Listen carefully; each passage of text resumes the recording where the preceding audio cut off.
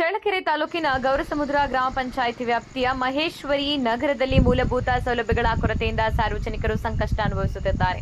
ಮಹೇಶ್ವರಿ ನಗರದಿಂದ ಗೌರಸಮುದ್ರ ಗ್ರಾಮಕ್ಕೆ 30ಕ್ಕೂ ಹೆಚ್ಚು ಬೀದಿ ದೀಪ ಕಂಬಗಳಲ್ಲಿ ಬಲ್ಬ್ಗಳೇ ಇಲ್ಲದ ಸ್ಥಿತಿ ನಿರ್ಮಾಣವಾಗಿದ್ದು, ಕಳೆದ 3 ತಿಂಗಳಿನಿಂದ ಸಮಸ್ಯೆ ಹಾಗೆಯೇ ಮುಂದುವರೆದಿದೆ ಎಂದು ಸ್ಥಳೀಯರು ಆರೋಪಿಸುತ್ತಾರೆ.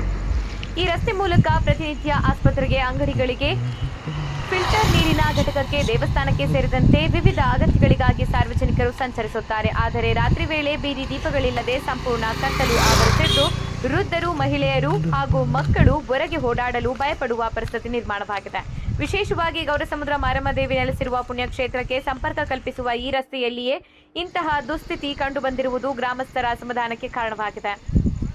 ಈಗ ಗ್ರಾಮ ಪಂಚಾಯಿತಿಯಲ್ಲಿ ಸದಸ್ಯರೇ ಇಲ್ಲ, ನಮ್ಮ ಸಮಸ್ಯೆಗಳನ್ನ ಯಾರು ಕೇಳಬೇಕು ಎಂಬ ಪ್ರಶ್ನೆಯನ್ನ ಸ್ಥಳೀಯರು ಮುಂದಿಟ್ಟಿದ್ದಾರೆ. ಸಂಬಂಧಪಟ್ಟ ಅಧಿಕಾರಿಗಳು ಕೂಡಲೇ ಸ್ಥಳ ಪರಿಶೀಲನೆ ನಡೆಸಿ ಬೀದಿ ದೀಪಗಳ ವ್ಯವಸ್ಥೆ ಕಲ್ಪಿಸಿ ಸಾರ್ವಜನಿಕರ ಸಂಕಷ್ಟಕ್ಕೆ ಸ್ಪಂದಿಸಬೇಕು ಎಂದು ಗ್ರಾಮಸ್ಥರು ಆಗ್ರಹಿಸಿದ್ದಾರೆ. ಚಳ್ಳಕೆರೆ ತಾಲೂಕಿನ ಗೌರಸಮುದ್ರ ಗ್ರಾಮ ಪಂಚಾಯಿತಿ ವ್ಯಾಪ್ತಿಯ ಮಹೇಶ್ವರಿ ನಗರದಲ್ಲಿ ಮೂಲಭೂತ ಸೌಲಭ್ಯಗಳ ಕೊರತೆಯಿಂದ ಸಾರ್ವಜನಿಕರು ಸಂಕಷ್ಟ ಅನುಭವಿಸುತ್ತಿದ್ದಾರೆ.